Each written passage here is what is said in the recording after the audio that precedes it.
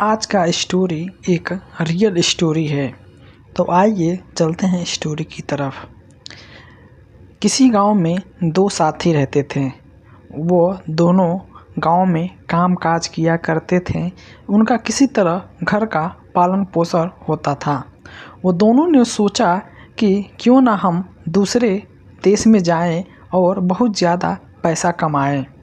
उन दोनों ने ये विचार किया और जाने का फ़ैसला कर लिया। उसने वीज़ा पासपोर्ट सब कुछ किया। उसके बाद से वो दूसरे कंट्री में पहुंच गए। कंट्री में जाने के बाद एयरपोर्ट पे उनका जो मालिक था वो नहीं आया, बल्कि कोई और उनको उठा ले गया, दोनों आदमी को।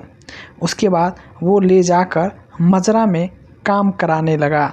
सैलरी नहीं देता था और दोनों को मारता था, पीटता था।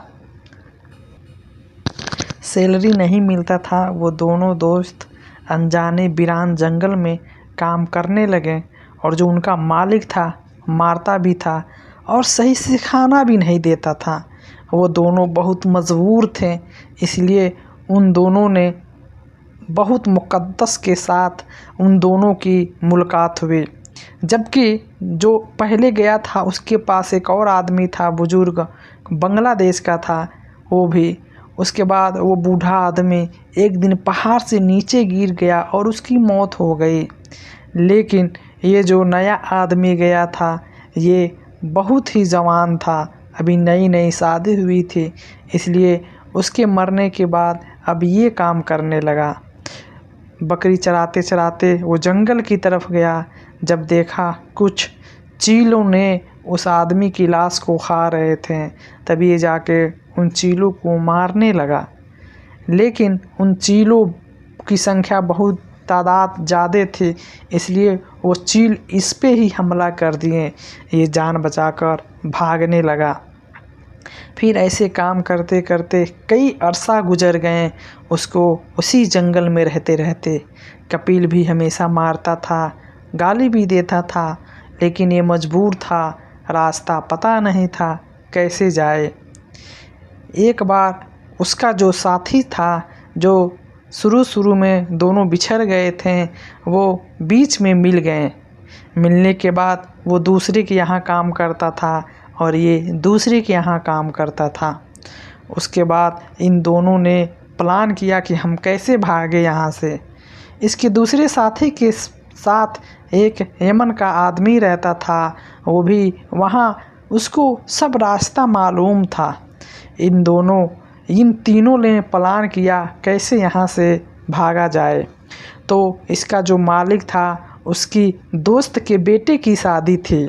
इन दोनों ने प्लान किया ये सब जाएंगे तो हम लोग भागने के लिए रेडी हो जाएंगे। ये दोनों रात को सोए नहीं। सुबह उठते ही ये दोनों भागने की तैयारी में तैयार हो गए।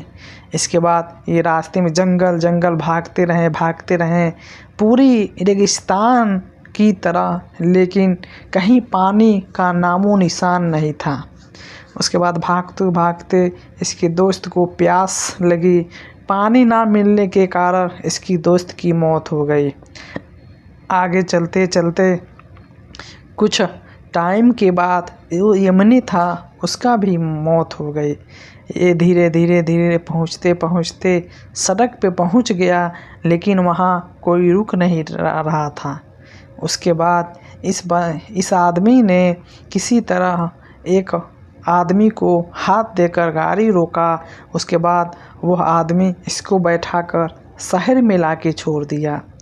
शहर में छोड़ने के बाद उसके गांव वालों ने देखा कि ये तो हमारे गांव का है। ये काफ़ी बूढ़ा हो चुका था। उसके गांव वालों ने इसको अपने रूम पे ले गए। इसके पास पासपोर्ट भी नहीं था, कुछ भी नहीं था। उसको जाके जेल में बंद हुआ। इसके बाद उसने कुछ टाइम के बाद 3 महीने जेल में रहा। उसके बाद वह फिर अपने गांव चला गया। इसलिए बोलते हैं कोई भी कदम उठाओ तो सोच समझ के उठाओ।